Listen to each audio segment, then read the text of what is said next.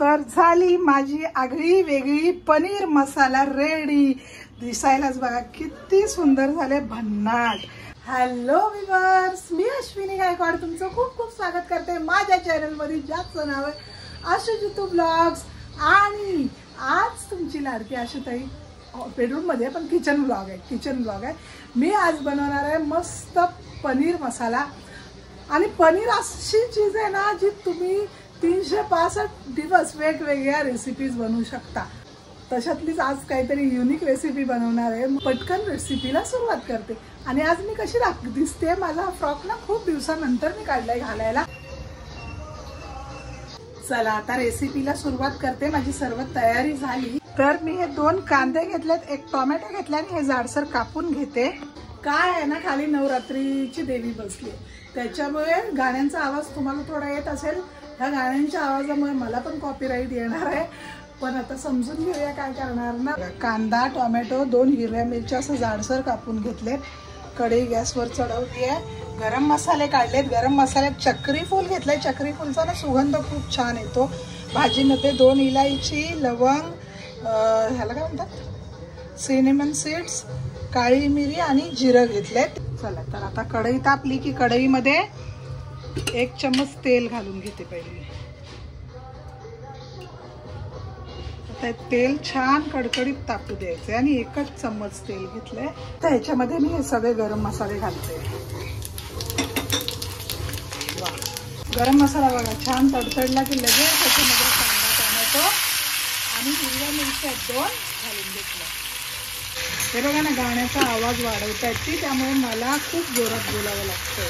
काल ना मी कोथिंबीरची जुडी आणलेली, तर त्याच्या ह्या देठ काढून धुवून ठेवलेल्या, ह्या देठ पण सगळ्यांनी ह्याच्यात घालणार आहे। आता माझ्याकडे कोथिंबीरच्या देठ होत्या म्हणून मी देठ वापरल्यात, नाही तर तुम्ही नॉर्मल कोथिंबीरच वापरा। आता सर्वात लास्टला ह्याच्यात मी घालणार आहे मस्त 2 मोठे चम्मच भरून अद्रक लसूणची पेस्ट।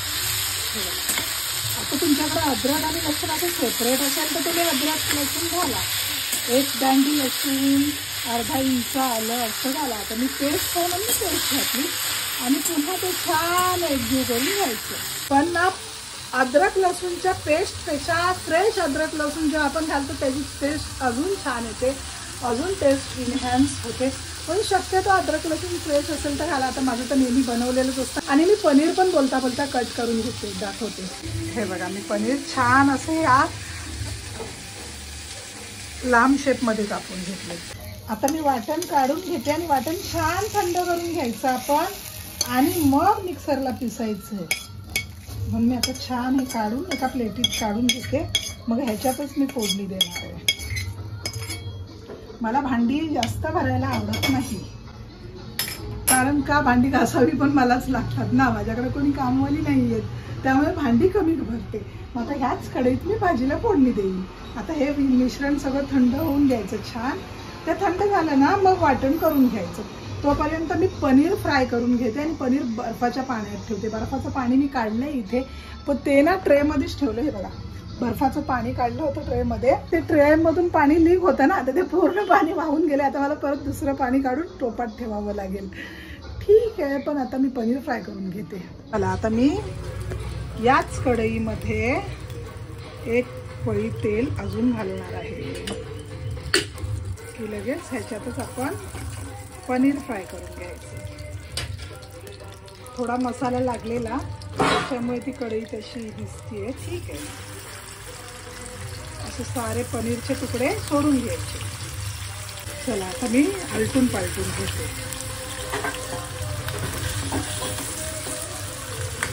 आणि आता हे काढून घेते।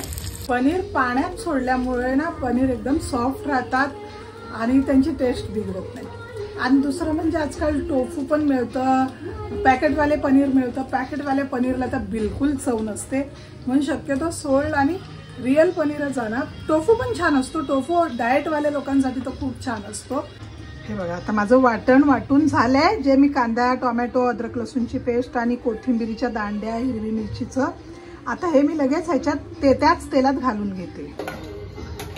हे बघा, हे वाटण ह्याच्यात लगेच हात वाटलं मसाले घालून घेते।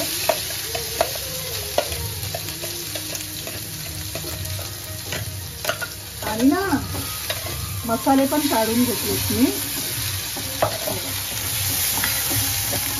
कोल्हापुरी मसाला आहे हा, आमचा घरचा मसाला जो मी घरी दरवर्षी बनवून आणते. धणे पावडर, गरम मसाला, मीठ आणि हळद.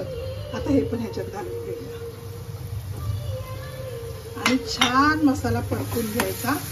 आणि मिक्सरच्या भांड्यामध्ये ना थोडंसं पाणी घालून तो मसाला काढून घ्यायचा. येस, आता मी गॅस फास्टच ठेवलाय आणि मग हे छान आटलं ना की ह्याच्यात दही घालणार आहे. दही मी अर्धी वाटी दही काढून घेतलंय, फक्त लास्टला घालणार आहे. आता तुम्ही म्हणाल 2 हिरव्या मिरच्या होत्या, तुझा घरचा मसाला होता प्लस कोल्हापुरी मसाला पण होता, किती स्पायसी करशील. पण पनीर गोड असतं, दही घालणार आहे, मग ते सगळं बॅलन्स होईल म्हणून मी 1 चम्मच घरचा मसाला आणि अर्धा चम्मच कोल्हापुरी मसाला वापरलाय. मसाल्याची कन्सिस्टन्सी तुमच्या आवडीनुसार ठेवा. तुम्हाला गोड बनवायचं आहे, तिखट बनवायचं आहे. आता आम्हाला थोडं स्पायसी आवडतं म्हणून आम्ही थोडं स्पायसी करायचा प्रयत्न करतो, पण होत नाही कारण पनीर गोड असतं. मग तो पनीर मसाले सर्व बॅलन्स करतात. चला, बोलता बोलता माझी ग्रेव्ही तयार झाली बघा. छान है ना, कलर बघा किती सुंदर आलाय. आता ह्याच्यामध्ये अजून कलर इन्हान्स करण्यासाठी मी घालणार आहे दही. दह्याने कलर बघा किती सुंदर आहे. मस्त माझा मसाला रेडी झालाय आणि मसाल्याचा कलर बघा किती सुंदर आलाय. चलो, आणि घट्ट पण छान झालंय. आता याच्यात मी थोडंसं पाणी घालते. मिक्सरच्याच भांड्यातलं पाणी घेतलंय मी. वा,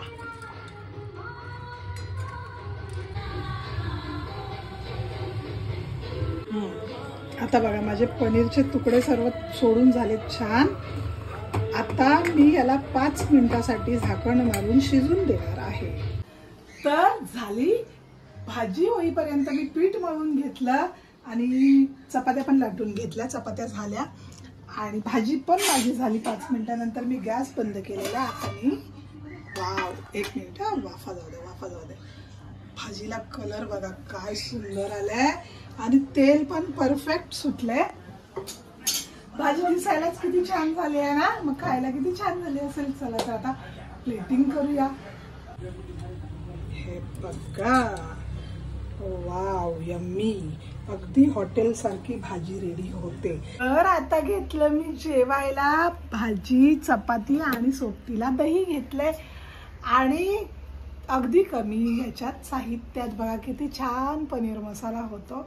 दिसायलाच इतकी टेम्पटिंग झाली आणि छान दिसतेय, तर खायला किती छान झाली असेल ना. तर आता मी जेवून घेते आणि आजचा व्लॉग आणि आजची रेसिपी कशी वाटली नक्की कळवा. लाईक करा, शेअर करा, कमेंट करा आणि सबस्क्राईब करत जा.